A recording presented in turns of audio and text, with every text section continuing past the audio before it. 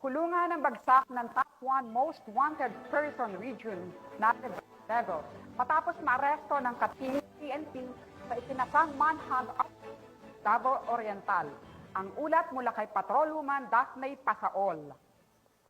Estado ang isang top 1 most wanted person regional levels is nagawang manhunt Charlie Operation ng Katiil Municipal Police Station at Regional Special Operation Group 11 sa Sitio Tagadao, Purok Ipil-Ipil, Barangay Poblasyon, Katiil, Davao Oriental nito lamang ika-2 ng Disyembre taong kasalukuyan.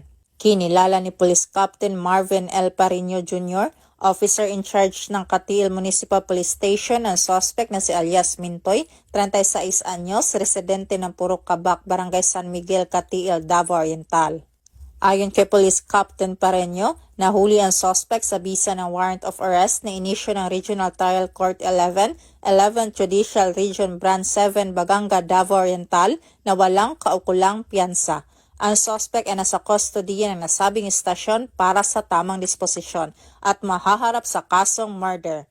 Samantala, ang Police Regional Office 11 sa pangunguna ni Police Brigadier General Leon Victor Rosete, Regional Director sa kampanya nito kontra kriminalidad, alinsunod sa kampanya ng Bagong Pilipinas na panatilihin ang kapayapaan at kaayusan tungo sa kaunlaran ng bansa.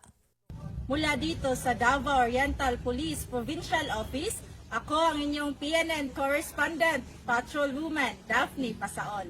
Alagad ng batas, tagataguyod ng balitang pulis.